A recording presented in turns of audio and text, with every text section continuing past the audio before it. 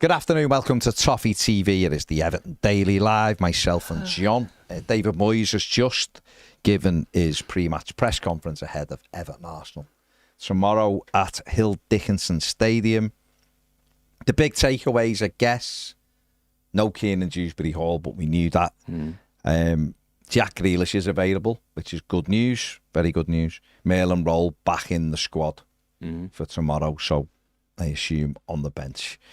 That manager said he hasn't played. Of course he hasn't, because he's had an operation, just trained, so he'll be on the bench. I imagine that the changes will be Irabunum in for Adrissa and McNeil in for Njai. And that leaves us with James Garner, Irabunum, Alcaraz, and Alcaraz in for Dewsbury Hall. Because I can't see Dibbling starting instead of McNeil, although he did get on the pitch at Stamford Bridge ahead of McNeil last week. And Roll's not starting, because that'd be crazy. So that's you predicting what our manager will do rather than what you would do. I'd play Dibbling over McNeil, because what's the point? I just wanted for, If Dwight if you said, well, he's going to play Dwight off the striker instead of Alcaraz, I'd kick up a fuss over that, but at least I'd say, well, at least that's sort of Dwight's best position if he's going to play. It's the only position he can play in, really. He hasn't got the legs for anywhere else. Playing him on the right, I think you're hanging him out to dry a little bit, because he's very one-footed and one-paced, and he's got to check back inside. So don't you visualise, as you've just said, Alcaraz and McNeil will both play, where McNeil's the one in the middle? He could, but then that's you're moving Alcaraz out of his best position. I get that. And sticking him where he isn't that good either, because he tucks in, and against Arsenal who go on the outside, you know what I mean? And he's not one to go. Whereas at least if you went with Dibbling, you're getting a winger who does similar to what Njai does, not at the level Njai does it, but he keeps the ball, he's a dribbler, he wants to go past people. You're not going to get the work rate back what you get from Njai. But then that should be up to the manager to tell the lad he's got to do the work rate. Sure. You know what I mean? For me, and I'm not helping Arsenal in the slightest by saying this, right? About the only thing that Dwight McNeil might be capable of doing that Njai does is turn inside, because that's the only foot he's got. Yeah, but when he comes inside, he comes into traffic. Whereas Njai's a dribbler, Dwight's not a dribbler. That's why I say it. So I tend to concur with it's hanging him out to dry. So why would a manager with the depth of experience that Moyes has got put a player into a team that's going to hang him out to dry? Because he's played them there twice this season. Yep, and he's seen what happens. The place out twice. Yep. So sign of madness and all that. But I suppose the manager might look, David Moyes. Give me the one reason or the reasons why the manager would think that's better than the alternatives, whatever they are. Because I think what you would get with Dwight is he will get back and cover the fullback. That he does. He within will. The limits of his lack of pace. Yeah, but he'll just hang back. It just means we won't go off the pitch. Yeah. But he will. He does. He does double up at times and puts the shift in, doesn't he? So I think you're not guaranteed that with Dibbling. The manager and the coaching staff should be able to guarantee that with Dibbling. After 5 months. They should be saying to Tyler Dibbling, you're starting. Billy's gone off to the AFCON. You've got a handful of games here to make that position. Make my decision difficult when Illy comes back. And we've bought you, we paid a lot of money for you. You've done it for Southampton. You played 30-odd games last season. But what I need from you is to help Jake out. 5 months ago, when we acquired this player, I think, you can correct me if I'm wrong here, right? I think the AFCON was already in the diary. Possibly, yeah. So we've known for 5 months that either Illy was going to be in Africa, sort of thing, or injured. Because that's the only reason he wouldn't be going, yeah? And so it's a bit late now to pull Tyler Dibbling to one side, say, right, lad, this is what we expect of you. He should have known that already, and he should have been tested in doing that. And I don't think he's been tested. If he's been tested at all, it's not enough. But if he's not demonstrated his ability to take a brief, we've just been talking about something else about briefs, haven't we? But inability to take a brief and I actually act upon it. In other words, you've got to get goal side, you've got to do this, whatever. In this team, you have to do more than just be a guy who can go past fellas or have a bit of pace or a bit of potential and all those things. To the point where a player who's got no future at this football club gets picked before you, isn't that a big issue? Forget his age.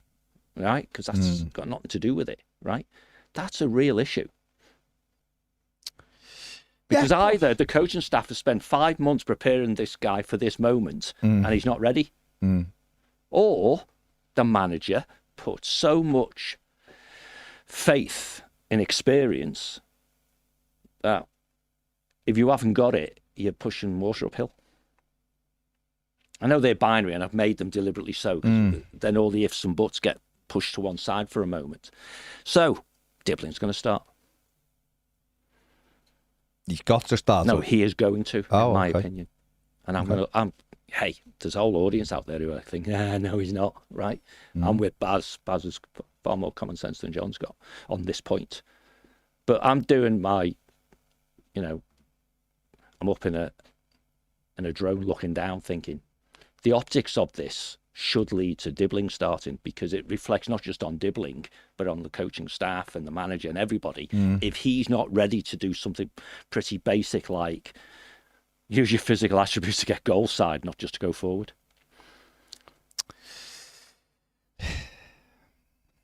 But you agree with me, because you would start Dibbling. No, I would start Dibbling, because I think it's about getting on the front foot. Now he has started Dibbling, hasn't he? I think if we sit back, and don't get me wrong, I'm not talking about us being gung-ho, because they'll take it apart. Right? But we've also got to have the opportunity to break out, haven't we, and see where we are, see if we can cause them problems, give them something to think about. I'm not sure with Dwight we do that. Dwight will bring set pieces. That gives us an option, decent set piece. Jimmy's been a bit hit and miss with his set plays. We know they've not been anywhere near the level, and he's better than that, because I've seen him at Forest. Can I lead the witness? You can lead the witness all you want, mate. If I set the scene, that we're taking a knife to a gunfight, right, and we're going to behave in what you do with that in a very defensive posture. In other words, we're going to do what you say we shouldn't do, because they'll tear us, but whatever, right? And therefore, we are literally going to do a Deitch almost, park the bussy type behaviour. Not literally, because no one can be as bad as Deitch, really, right? Would you still start Dibbling? Don't know. Yeah. Because I'm with you on that. Because I'd say, well, if we're literally going to compress the pitch and not get too far from our goal, blah, blah, blah, and actually the pace or whatever you want to call it in transition is more likely to be route one rather than anything else, yeah? And therefore I trust Dwight McNeil more in that sort of situation, then I might think, well, if you've set the scene that that's how we're going to play, then I wouldn't pick Dibbling, because I haven't seen the evidence to trust him to do as he's told, right? So it's listen. 6:45 tomorrow, when we see the team, we may get a very clear indication of how we're proposing to play, mightn't we? Because I don't see, maybe it's just because I'm not the person whose job's at risk if I call it wrong, am I? Like most fans, none of us have that pressure, right? But I just think it's a bigger issue overall for Dibbling not to start, particularly if I'm sat in Houston and I handed the money over, right? I'm thinking, well, what's going on? Unless, of course, the scene was set when we got him. We're paying a huge amount of money for a guy who isn't really going to play till 2026, yeah? you know, and if you like, his finishing school is the period of the AFCON, right? Because he's not going to get in ahead of Illy when he comes back, but that's when we'll use him. But then that leads to, well, why haven't you used him then? You know what I mean? It's a funny one. It is a funny one. And maybe that, is it a reason or is it an excuse that he's a young lad, this, that and the other? But ultimately, the rubber has to hit the road at some time. Yeah. And, you know, Dibbling had been getting a bit like, and we had the chat, didn't we, on WhatsApp last week about the way Bournemouth do it, for example, or their manager does it. You know, a player who comes off the bench 3 games in a row, then never gets on the pitch, then starts, scores a bloody goal, back on the bench. You know what I mean? Yeah. It's almost like when you look at the sequence of what's happened to that young fellow who scores at United, you know, go, there's a method to that. It's not, ooh, shall we bring him on or not? It's we are, because we're building him up. If we'd had that with Dibbling, we might go, well, yeah, he's done all the groundwork. And on balance, the manager has the final say. He started Dwight McNeil, that's fine. But it's like we haven't done the prep for Illy not being here, have we? Well, maybe David. Maybe we did, clearly. Sorry, Kiernan not being available, it wouldn't be a debate, would it? If he was, no, because he'd be in the team. No, but Charlie'd be out there. I think you're looking and going, well, the whole point is, when you buy a right winger, you automatically assume he's going to replace the right winger you've got if he's not there, don't you? Particularly if you pay a lot of money for That's what I mean. You paid a lot of money, so it's all. Listen, the manager will do what he thinks is right. I understand if he goes with McNeil because McNeil's got the been there, done it, and all that. But Dwight McNeil's Everton days are numbered. They're absolutely numbered, and therefore, what do? Do you invest in the future with Dibbling, or do you just go game by game? The manager's probably going to go game by game at the moment because he hasn't got the people available. But what I would say is, bar the Forest game, Dwight hasn't done himself any favours this season. No. He's been very underwhelming in most of his appearances. Forest game, he did okay when he come on because he was in that pocket behind the striker. But it's up to him. If we go back a year, it's up to him. More than a year, probably, then DCL shouldn't have been playing because he wasn't scoring goals.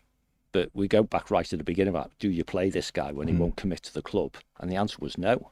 Right now it's different because Dwight is committed to the club. It's just that we're not committed to him. Yeah. But if the manager has made his mind up about that guy, right, it's a really difficult decision because the short-term decision could be the next 90 minutes, right, which is where perhaps Dwight McNeil gets selected. But I just wonder how either David Moyes or the coaching team or the club or whatever think, well, what does that do to Dibbling? Because if you know, and I know, and people watching this suspect that Dwight McNeil, if someone offered money for him on the 31st of December, we'd say yes. Yeah. And someone sold this project, as seems to be flavour of the week, that phrase, isn't it, to Dibbling and his agents and all that sort of stuff. Did they think he'd literally not play for 6 months? And perhaps part of that sell was, you'll be our man come December, because the first choice who, let's be honest, you are behind in the queue, isn't going to be here. And then you get KDH's injured. So that, in theory, increases your chances of starting. And perhaps Grealish was going to be injured. That would increase your chances of starting. But for Dibbling to think that those three all have to be out for him to start isn't perhaps what he signed up to, is it? So I think Dibbling will start. Maybe. Listen, maybe he will. I don't know. Yeah. I don't know. But my logic would be totally flawed. If I'm Dibbling, I'm thinking I'm starting. Sorry, I'd be looking at it thinking I've got a great opportunity. And Jai's going away. I've got on 3 of the last 4, I think it is. He's got on. McNeil didn't get on the pitch last week at Chelsea. Again, that's a soft indicator, isn't it? Yeah. But then again, McNeil didn't get on and was on, and Dibbling all of a sudden wasn't. So you just never know. You never know with Moyes. But I think probably the experience will win the day. That's what I think. Listen, I'll be pleasantly surprised if I'm, on my way to the game tomorrow when the team comes out and Tyler Dibbling starts. But we'll see. We'll see. I'll give my view, because I agree. I'll be pleasantly surprised. Yeah. That, and it's only the trigger that you've just done with I think experience will win the day. Because what I actually heard in my head is the experience has outweighed the fact that sticking that fella out there is hanging him out to dry. And we paid 35 million quid for a fella who would be more comfortable out there if he could follow a brief, but the other fella's more experience. I think that's really concerning in the round about how we get to the decision of who's playing. Yeah. But if it is literally, as it is pretty much every football club on the planet, the manager decides. And loads of people can disagree, but it doesn't matter because the manager decides. Yeah. No, that's it, isn't it? None of us will actually know. No. Anyway, will we? Because 7:15, yeah. But even who should play, because we all might bang the drum for Dwight McNeil and he has a poor game, and or we all might bang the drum for Dibbling and he fails to impress. So you don't know. Oh, and that's the joy of it all, because like the BWBs, we don't go and watch about conversations about icebergs, people. Yeah. The tip of the iceberg is the team selection, isn't it? And if we trust in the manager, which I think majority of us do, then what he chooses must be right, based on what he knows of some of it, which we don't. Tom Sherrow says McNeil is a dribbler, and he had a better dribbling rate than Gibbs White, who you were talking. Gibbs White, you haven't really, though, Tom, put them in the same sentence, have you? Come on. I just checked Dwight McNeil's dribbling stats from this season. He hasn't got any at all. He's barely played, though. Listen to it from once. I bet you, if I went and looked at dribbling, he's got a dribbling stat. Oh, I see what you mean. Dwight McNeil isn't a dribbler. No, he's not. He might have something that shows up when you look, because he's done 4 dribbles or something. Do you know what I mean? He's got a lovely left foot, Dwight McNeil. And if you give him space, he can hit you. But he's got to get that space in that pocket behind the striker. Well, that's where I was going. Morgan Gibbs-White runs the game a lot of time for Forest, and is here and everywhere. Full of energy. And scores goals and creates. So for me, you can't even put them in the same sentence, but each to their own. I just look and think the manager will play McNeil because of the experience. Yeah. Well, but I also think the minute there's a bid in for Dwight McNeil, Everton will sell him. Yes. So it is what it is, isn't it? Everyone sees it totally differently, don't they? Let's hope. Yeah. If the manager starts Dwight, right? He has a good game. Puts a scorcher in the top corner, right? Comes off after an hour because Dibbling's coming on or whatever, right? And we go, ooh, last thing you ever did at this football club was increase your price. We want him to play well. Yeah. The same with Michael Keane. Yeah. I think Michael's different because he's closer to what? Well, we know he's closer to playing because he plays. Yeah. Yeah, but if everyone's available, he wouldn't play. No, he wouldn't. He'd be third choice centre, fourth choice centre back, which is what he signed for. I'm not like some of our fans seem to have an issue with certain players. And I don't. I just want them to play well. So if Dwight McNeil, I personally wouldn't start him. Because I just don't think it's his position for a start, and I think everywhere else we've got better. There's nothing wrong with that. Dwight McNeil, at times, has been important to Everton. A couple of seasons ago, we had a great little run. But teams outgrow footballers. Now, unless he can kick on and get some pace from somewhere and really start using his right foot and dominating games, then Everton might have outgrown Dwight McNeil. Or he might just need a fresh club now to go and get himself in there where he's in there. Because he's still quite young. But you'd always want to move on, don't you? Everton, Michael Keane, when Jarrad Branthwaite's available, won't be in the team. Just won't be. Because the manager will go with Tarkowski and he'll go with Branthwaite, and then it's up to O'Brien to get Tarkowski out the team. Would you have 2 centre-backs on the bench? Well, you will do, won't he, at some stage? Because it's, again, if one's Jake O'Brien, then he's going to play. He's your two position, isn't he? He's your right back. No, that's what I mean. You can see O'Brien being on the bench when Branthwaite's fit. And you'd always have Keane on, because you might need to throw him up front for 10 minutes at the end, and you'd have that anyway, wouldn't you? So, yeah, especially the way our squad is now.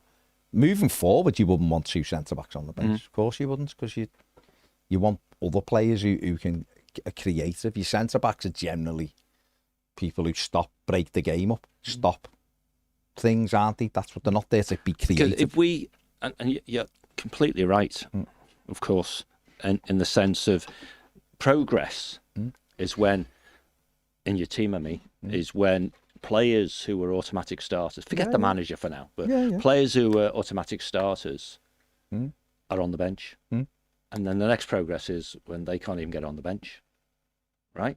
So if you look, and that doesn't mean they're crap players. It just means things the phrase you've used, which is the standard of players outgrown your ability to earn a place, right? And that's exactly where Mikalenko is. You know, we have got to a point in our development in short order because of the loan of Grealish and the inspired and low cost, in a way, acquisition of KDH and already having him die, right? Where Dwight doesn't get near it. Doesn't get near, right? And Mikalenko, we need to get it so he doesn't get near it either. And the only decision for Mikalenko and his agents and stuff like that is, does he go from not starting here to somewhere else, or does he go via the bench, which is, in a way, what Dwight's doing? And that's just signs of progress, isn't it?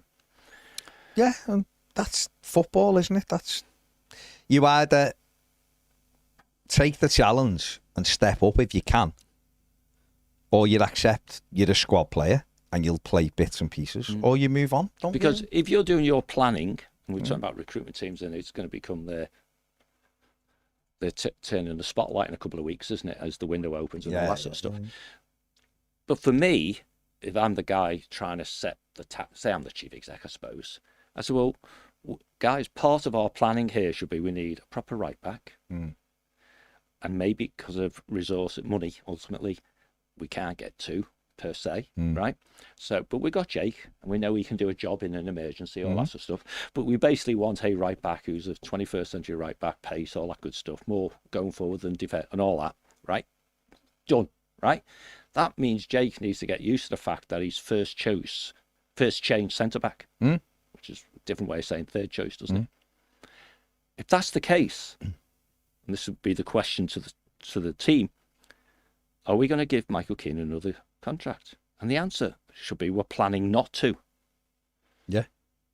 Because we only give him because we've failed somewhere else, right? So right now, this is Michael Keane's last season at Everton. He'll be a free agent in the summer. We'll wave him off, thank you, well done. Because we got the right back we need. Jake can provide cover for that. He can provide cover for Tarkowski and Branthwaite. What are we going to do about left back? Oh, we better get one. Right? Oh, we've got one called Asnu. Yeah, but he's not ready. Yeah. So actually, the one we've got to get is the one that's going to replace Mikalenko. And then you go, well, Mikalenko, ooh, Asnu's the future, isn't he? And we just got the starter. Therefore, your third choice left back. And that's the scenario planning that we need to be doing, isn't it?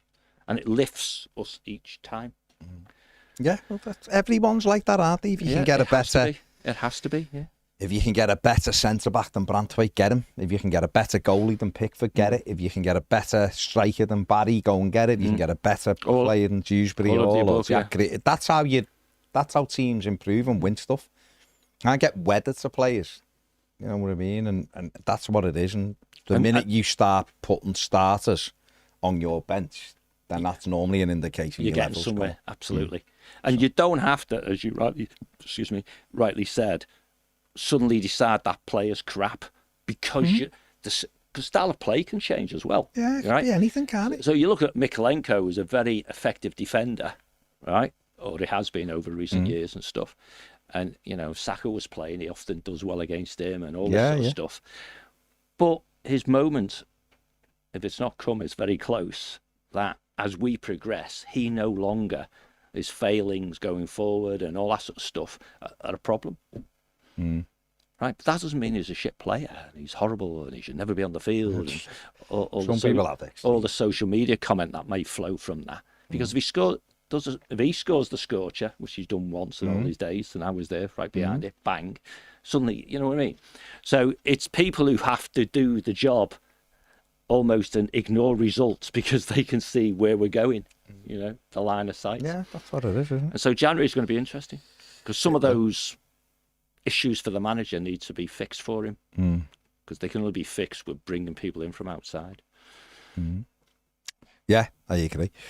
Tony Crompton says, don't like this kick-off time, Baz, you must hate it. Yeah, Rob, what a terrible time for a game of footy. 8 o'clock on a Saturday night. Mad. Absolute garbage. Sell your soul, mate, that's what happens. Garbage. James says, I've seen McNeil given chances this year and he looked on his way out, in my opinion, so start Dibbling. Ian says he needs to start Tyler. What's the use of him being here when Jai's otherwise engaged? Yeah, but the manager will see, won't he? The manager will see and have a look. Of course he will. And make a decision. And it's up to him. And see where we go. And from that, he'll make the decision, won't he? And we'll all know. 7:45. 7:45, we'll know exactly what's happening, won't we? And hopefully if it's Dwight, he can come in and do well. Well, whoever starts, I hope they do well. That's it, isn't it? Yeah. That's it. It's all you want is your players to perform. Yeah. And if they can, then Everton, listen, the task Everton face is really difficult, but it's not impossible. Dwight's had 9 more minutes this season than Dibbling. Now, in fact, Dwight's passed the magic number. His is 91, so his adds up to a game. So he's at the game. Yeah. So, I mean, that just shows you where we're at, doesn't it? And Dibbling hasn't. That's right, 82, yeah. But, well, again, footy, innit? Oh, yeah. Got to go and produce. You've got to go and produce every week. If them lads aren't doing it in training, which is what David Moyes will take it from, then what do you expect? You can't be. He's not going to give you games because, just for the sake of it, is he? So, without that, you've got to perform in training, and if some players aren't doing it in training, and listen, maybe they're not. Statistically, all Dibbling's metrics are better than Dwight McNeil's as well. Are they? Possession, defensive, attack. They're all not very good, but they're all better than... Okay. Listen, we'll see. We will. I just think the experience will win the day. I don't disagree with that. Yeah. Tom Sherrow says Dwight was our top scorer for 2 seasons. He wasn't. He was top scorer for 1 season. He got 7, which is, I mean, it's not his fault that our scoring was absolutely dreadful. He got 7, didn't he, in the league in 22-23. I think Damari Gray got 4 league, but 6 overall. And his assist stuff is distorted a little bit by set plays. Well, that's okay. I mean, bloody hell, I wish we had someone. I wish Dwight was in the team and got 10 assists from corners, or James Garner could, but you can't include, because you can take a good corner, it's not special teams, is it? No, 6 assists last season, 4 goals. Yeah, but anyway, listen, if it's Dwight, sound. If it's Tyler, he's got to go and produce. He doesn't get a free shot because he's a bit younger. That's true. If Charlie plays out there, then he's got to produce. Whoever's in the team, to get something tomorrow, everybody has got to work the bollocks off. Every single player has got to get do the business, haven't he? So we'll have to wait and see, won't we? Who it is. But it's good news that Grealish is available, because obviously we thought he might be out. Well, they'd both be starting if he wasn't. So, Maybe. well, that's it, yeah. Yeah. And it's good news that Roll's back in the squad. I know I've seen a couple of people there saying just start him. He can't. I don't believe it anyway. He didn't have a lot of game minutes before he got injured. So. No. Yeah. And I think you've just had surgery. You want to build them up. You don't want to put them out. Especially at the start when it's frantic. Maybe sort of when it calms down a bit the last half an hour. We'll see. If we make subs, he'll come on. Well, yeah, because he has got much choice anyway. That's right. David Moyes also, in his press conference today, said that Everton are considering recalling Harrison Armstrong from his loan at Preston. The decision point's getting closer, isn't it? I think so. I think so. I imagine he will definitely be brought back. So, what do you think? Seems a no-brainer to me.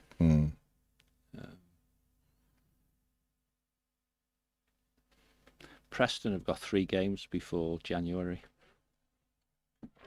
and they play January the 1st. What I want to see, if he's coming back, is he doesn't play on January the 1st for Preston.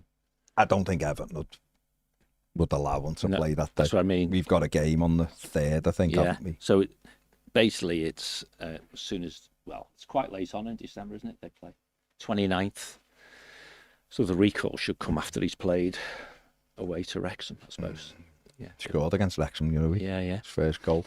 Well, we play the 27th and the 30th, don't we? Yeah. So obviously we couldn't have him for Forest away, but we could have him for, is it Brentford at home's the first of the two, isn't it? So yeah. He'd be back in the squad. You'd like to think he'd be back in the squad for Brentford. And in with a chance of playing. Listen, David Moyes said in the summer that he not agonised, this is a massive over thingy, but whether to go in the first he place. was umming and ahhing over whether to let him go. Yeah. It was whether he'd get the game time, whether he'd get the minutes. We're talking about a lad who's basically played 20-25 in the Championship the whole year. That's right, because he finished the season at Derby, didn't he? Yeah. And then gone there and done well. So if he was under consideration at that time of whether or not to do it, and they decided to help the lad. And don't forget, he just played against Mansfield for us in the Cup and got 2 assists, didn't he? Yeah. Should have scored himself. He could have had another assist as well that night. He was superb. So he played that. He was in the squad for others. So this was a decision that Everton didn't take lightly. He's gone to Preston, been brilliant. So he comes back. If he comes back in and has impressed the manager sufficiently, then he gets in our team. Yeah, essentially. And forget about even being on the bench. He gets in our team. Oh yeah, and January's a big month. Lot of games. Because 5 games and with the cup, and 4 of them are at home, aren't they? So if you've got to play a young player like that because of circumstance, it helps that most of the games are at home. Yeah. Listen, I look at Harrison and think got a real chance of being in our team regularly. Great size, gets around the pitch really well, good vision, doesn't take extra touches when he doesn't need them, good runner, good competitor. And he's only 18, that's the scary thing. I know he's 19 soon, but... Was he 19 in January? I think he's 19 in January. Yeah. So he's a brilliant age, and for Everton, it's fantastic to have someone like that. If he comes back and plays a few games and then, Garner comes back and things like that, Dewsbury Hall's fit and then the manager's looking, thinking, I'm not going to get you enough games here. Go back. He could go back to Preston for the rest of the season. But he'll have had a little taste of it now. But personally, I hope he comes in and bosses it. Does it have to be in January, does it? Yeah, before the window shuts. So, you know, it's up to him. He could come back and be absolutely superb for Everton. And you go, Moyes is like, I ain't letting him back out the door. He's either in my team or he's first sub. You know, because that is, you know. So they've got to make a decision. What benefits him straight away? It'll be what benefits us at the moment because we're so thin. But then what benefits him? Well, if he comes in and performs, what benefits him is staying at the Premier League club. No, that's what I mean. But what I'm saying is if the manager by the end of January is looking and going, we've got Dewsbury or we've got Merlin Roll who's up to speed and banging on the door. We've got Idrissa coming back. We've got Timmy Abunim and James Garner and Harrison Armstrong. And all the bookings have been reset. So you look and go, okay, you could make a case that he's ahead of Abunim. Yeah. I don't know if that is right, but I'm saying if the manager's looking and go, well, he could If it's be, a hard decision, he is by then ahead of him, isn't he? Well, it depends, doesn't it? But you'd look and go, well, okay. And then you'd look and go, well, Roll might be brilliant and fit and doing well. And you go, okay. Idrissa's 36. We want to start phasing Idrissa out a bit and using him sparingly. You know, and I haven't even got Alcaraz in there. So all of a sudden, you've got 7 midfield players with Harrison Armstrong being there. So the manager might look and go, you know, linked to Kobe Minu, and it's probably nothing. Everton probably aren't going to go pursue that if they're going to get Armstrong back. But they might get to the end and go, it actually is better for you to go back now to back now to Preston. Definitely not Derby. Back to Preston. Play the rest of the season. But I know now, having seen you at close quarters, that in the summer, I've got a decision to make about whether you're actually starting in my first team or not. But what you just said means Dwight McNeil has to go in January. Because he's behind all of those. Yeah, I wasn't even thinking about McNeil then. He's behind all of those. And in those circumstances, it's challenging to get a fee. Sounds more like he'll go out somewhere on loan, won't he? I don't know, though, because teams might come in. Something like Forest, you know, I know it's an easy link because of Dyche and all that, but he has been linked with them. But something like Forest might come in and go, we'll have him. Need a bit of squad depth. Squad depth. Managing that. I don't think so. I think it's just an easy link. Burnley, Everton. But, you know, you look and go. Yeah, but it was very much, he was at Burnley, then he left Burnley, then Everton bought him. And then Dyche somehow ended up at Everton. And, yes, and that's the player what I mean. was there. He didn't go and buy him for Everton, he didn't. Did he? No. He just had him. So, listen, they might come for him, they might not. But I know Wolves are interested in him, but would he go to Wolves? He might look and go, going down. I don't want to play in the Championship. So what are my other options? Or I'll just stay at Everton for now. So don't play for a Premier League club or play for a Premier League club who, all things being equal, even if they're relegated, are going to be right at the top to come back again. Yeah, of course. And he could be the main man in that setup and all that. Yeah, I don't know. We'll see. But it's an interesting one on Armstrong. Because we naturally, from our own sort of selfish viewpoint, will say, yeah, we want him back. He's our player. We'll have him. We'll have the choice of whether he plays or not. Yeah. We pay his rate and all of that stuff. But to actually develop him and get the best out of him, is it better he stays where he is? Or comes in for 3 or 4 games and then goes back to where he is to finish the season.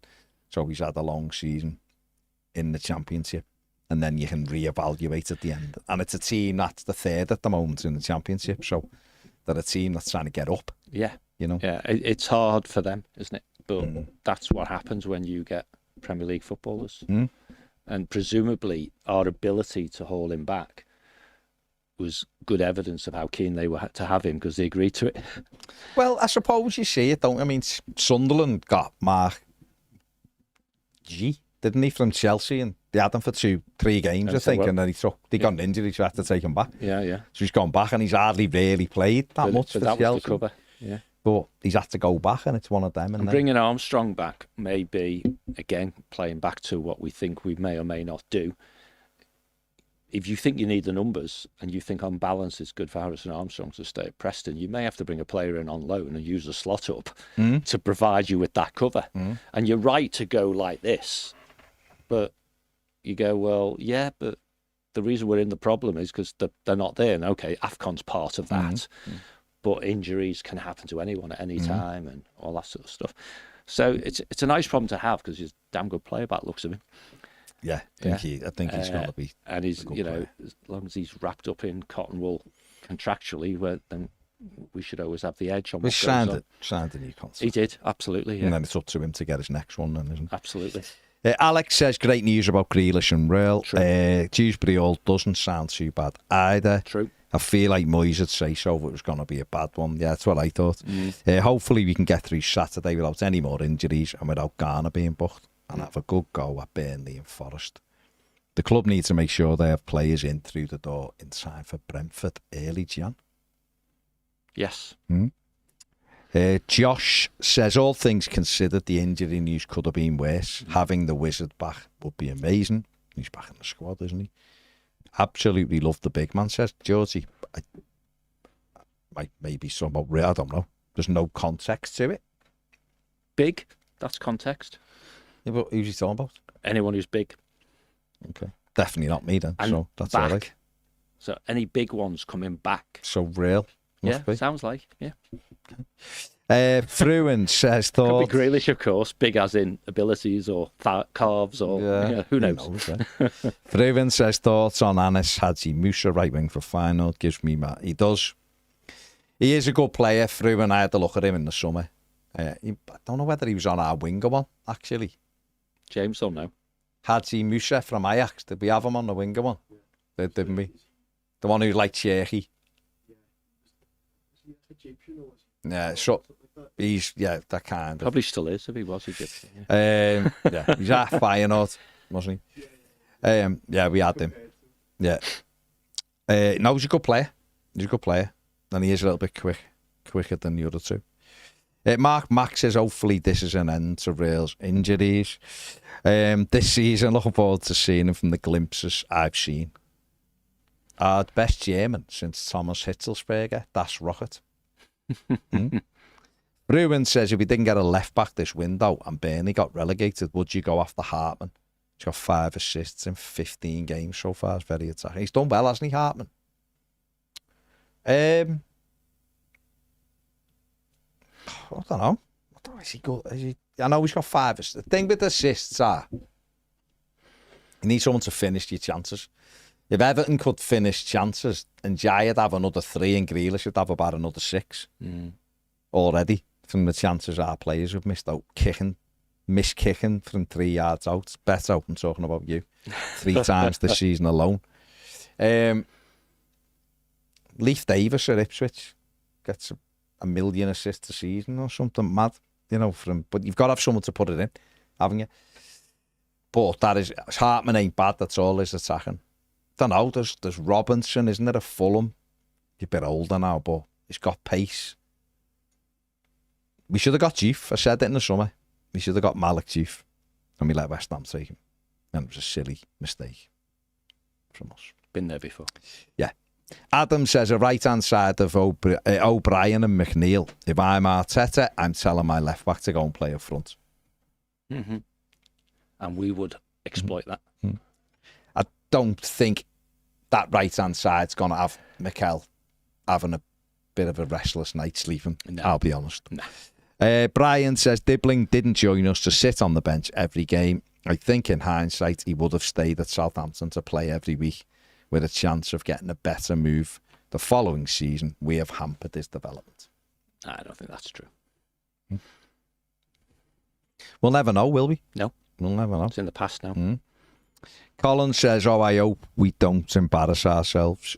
Just whoever plays, grit their teeth and sneak a 1-0 win. Imagine if Harrison Armstrong is in the team. Well, he won't be in our team. He can't be till January. That's right. Elizabeth says, if we try and park the bus for 90 minutes, they will inevitably score. They'll swarm us and get a pen or a free kick around our box. Then what?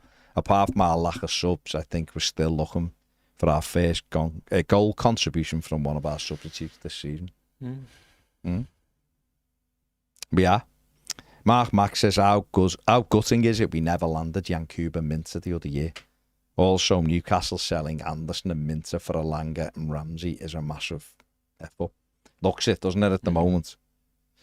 It looks it. Phil Williams says, Dwight McNeil is shocking every game. He looks like he's running in mud. Absolutely do not understand how a player has no drive to sprint to get into position. His lack of urgency is shocking. To that end, I just don't know what he gives us other than an occasional left foot shot. Currently, he's a waste of a player. I'd much rather have Dibbling to give him some time on the pitch. In fact, I'd much rather play Beto as a right-sided forward. He's that bad. I just think he's probably a bit demotivated as well. He's been in the team for a few years and then the next minute you're not involved. He's had 6 months to know what his place is. Yeah. No, he has. Yeah, he's had 6 months to change the manager's mind as well. Yeah. I don't know. Yeah. Maybe the team's just moved on. It has. Hasn't it? You know. Not maybe, it has. Yeah. No one can dispute Jack Grealish, Dewsbury Hall and Jai. They're all a little bit better than him. Yeah. So Chris Davies says, afternoon lads, have you had a Toffee TV staff Christmas party? No. We haven't, because we're on here every day. We might try and grab bite to eat on Monday or Tuesday next week, maybe. We'll see. But we're in here going, way, this is it. Final word's going to be awesome. Yeah. How the hell did we win by that many? Liam says 100% Tyler needs to start up the Toffees. 1-0 win, Tarky right at the end with a bullet header. About time Tarkovsky scored. And he did win this. He did settle this game a few years ago, didn't he? Daichi's first game. He scored the winner, didn't he? Need more goals from Jake, don't we?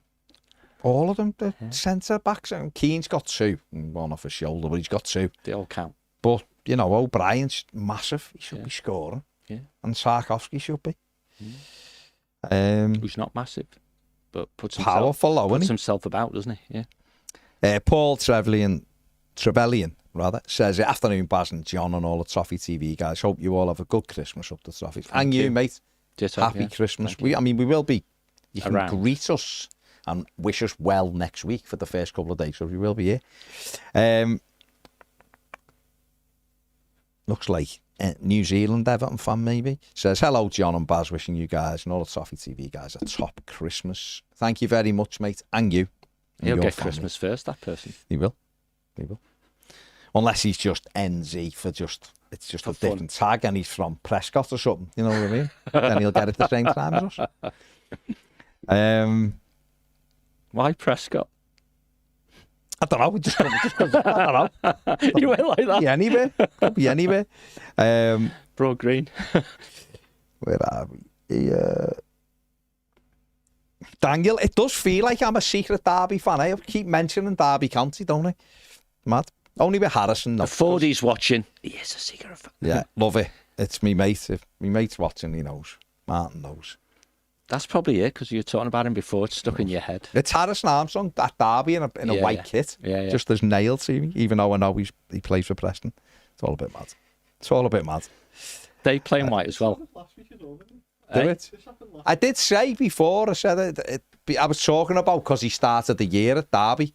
I was saying that, and then it mentioned Derby, didn't I? It's burnt into me brain. I haven't been listening because I've been doing the thumbnails for stuff next. No, I said before. I corrected myself. I corrected myself today very quickly, but I was getting deja vu. No, I know. Derby's vu. It is. Derby job. Get him. Stephen Dyer says send Asnu to Preston. Thierry Small plays in that position. Yeah. I think Asnu is going to Getafe. I think. They want him. Whether or not that actually in the end happens, but they sort of want him now. Mm-hmm. Stephen Dyer says every minute McNeil now gets is a minute being taken off a much younger player, which they need to develop.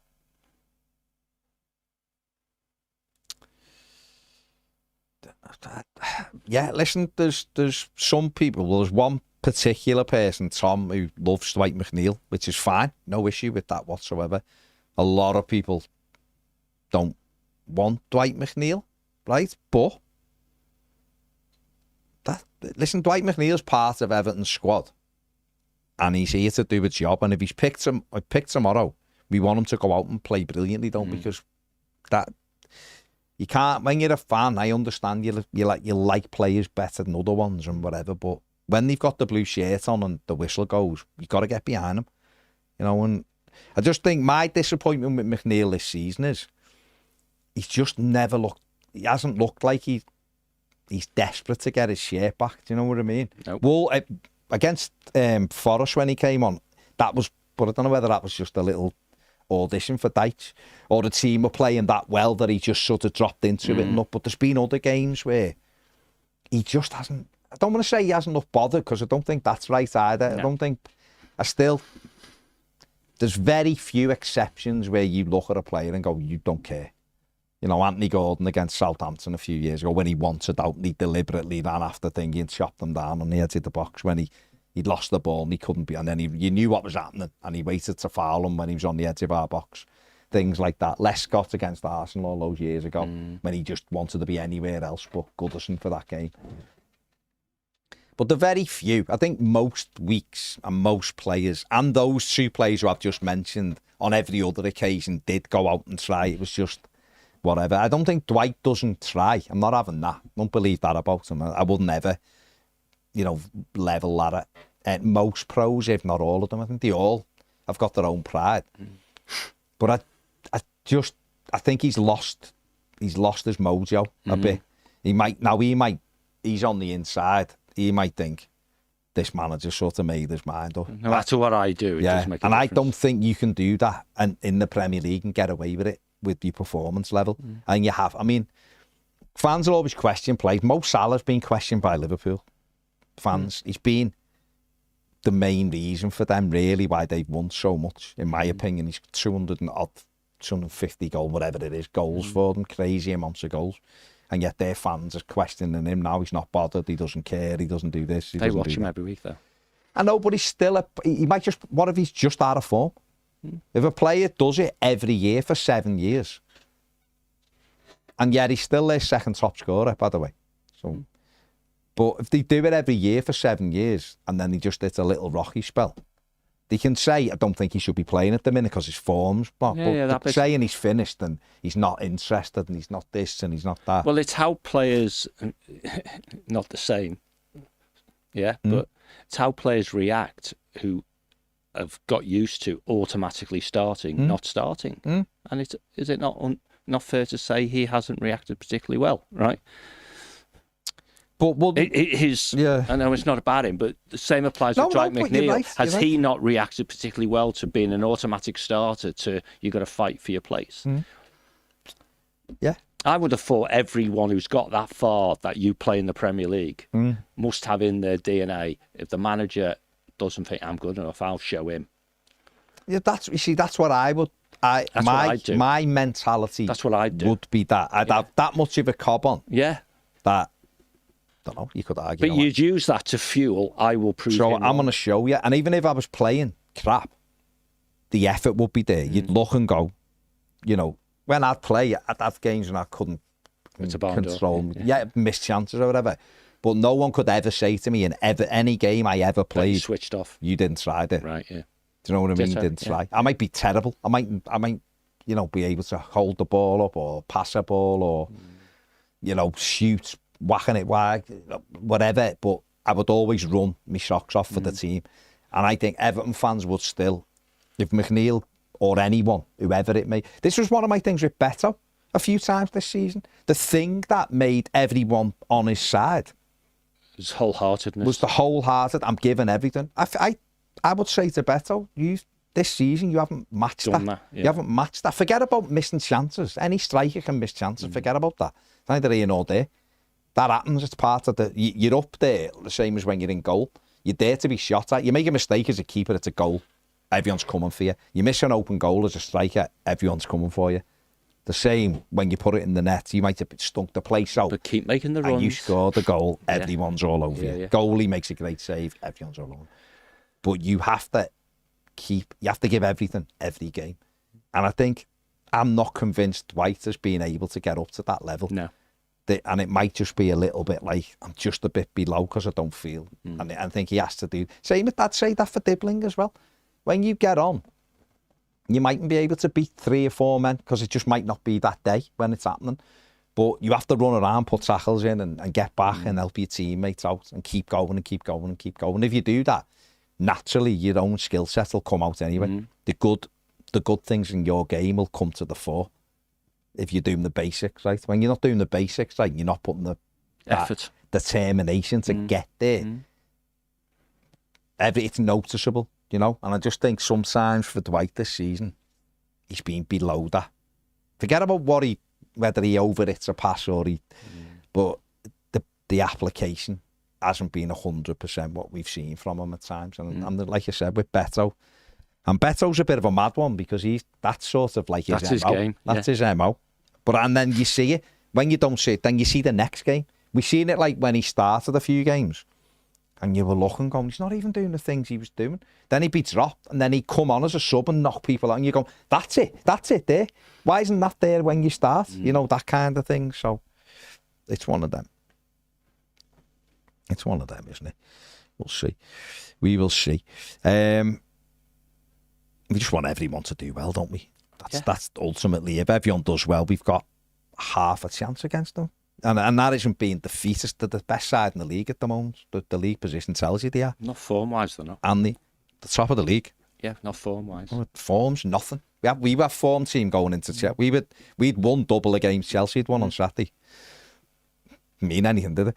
So the form is neither here nor there. They've got so much quality. Oh, sorry, I'm not disputing And look at that. the bench. Yeah. So I'm not disputing that. they're the best team in the land because the league table tells you they are. However, who knows? On any given day, something might go your way. And the last 3 away games, I think they've struggled the last 3 away. Like they were beat last minute at Villa, and it was mad because they got beat trying to win it instead of just sitting in the last couple of minutes of injury time and going, these are a good side as well because Villa are. You know, we'll take a point, and they didn't. They were flying forward trying to win it, and obviously got caught in transition and ended up losing the game. I think they drew at Chelsea against 10 men. Oh, that was They went behind and got back in it, but that was a big game. They didn't win that one. And I even think the game before that they might have drawn away. Sunderland, they conceded in the 96th minute to Brien Brobby on 97th minute, whatever it was. And then should have scored the winner, actually, right after it. Missed a chance to win it. So they're not in great form away from home. Yeah, just the last few. I think 3 without a win. But one in the Champions League, but that doesn't count, does it? If you're an Arsenal fan, very much counts, but not in the Premier League. What we're talking about. Yeah. So yeah, we'll see. Bill Cummins says, what baffles me with Dibbling is he isn't even getting 20 minutes. You cannot do anything with 5 or 10 minutes. May as well play 3 at the back, play Patterson right wing back, pushing right on, rather than play McNeil. Dwight might have trained really well though all week, and the manager might think, I've got a good feeling here that he's one of those rockets we talked about with that left foot might just be up his sleeve. After a minute would be good. You know? Yeah. No, I actually think the later on the better if we can keep it 0-0. Although getting the first goal will obviously put a little bit of seeds of doubt into Arsenal's mind as well. Arsenal, sorry, this is an Everton thing.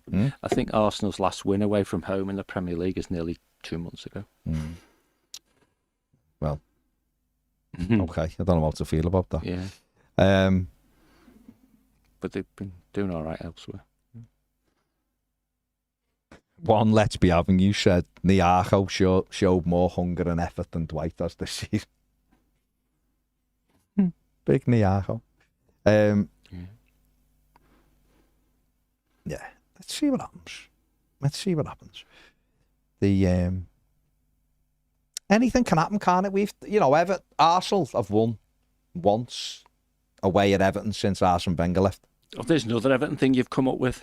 No, but I'm just saying that's the thing. But they've also, under Wenger, they never beat a team away from home more than they beat Everton. Yeah. Used to turn up every season. Just like first gear and not do anything, didn't he? So, but obviously, it's not a Goodison anymore, so that's a thing. And we haven't got our full strength team. Never beat us in our new ground, have they? No, John, you're absolutely correct there. We've never lost a 8 o'clock Saturday night game.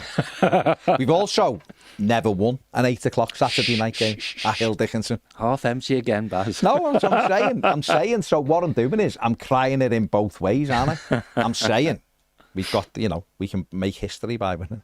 Listen, it'd be a tough game. It'd be a tough game if we had our full team on because they're a great side. But They're there to be beaten, aren't they? Of course. We beat United the other week in mad circumstances, didn't we? We won at Bournemouth when we hadn't won there in the Always league. he likes being an underdog. Yeah. The other thing as well is if you're one of these players, and it could be Dwight McNeil, you know, you're getting an opportunity. If you're Irabunum, you know, you've got an opportunity. Alcaraz, you know, was left out last Saturday and then came on obviously for Dewsbury. You're getting an opportunity. It's up to them lads to go and put a marker down and go, you know, and obviously just to reiterate, like the stream for a start, because that's the least you can do. That it almost feels like you're not quite putting the effort in. They're not on the game. No, just slightly below. Not accusing you of not trying. Feels just a little bit like that. But perception's easier to fix than fact. So your perception would change if they just pressed like. Oh, straight away. I'd be looking, thinking, these are giving everything. These deserve a clap. These are giving everything. Two things before we go. Always two things. Yeah. One, again, if you go in the game, we reiterate, get in your seat, please, 15 minutes before the game, especially if you're on the south stand. And the corners. Yeah. It's on you. The eyes of the world are watching. It's on you for the 1878 TIFO. Make sure you're in your seat because you're playing your part, basically. The lights are going to be incredible. It's going to go black.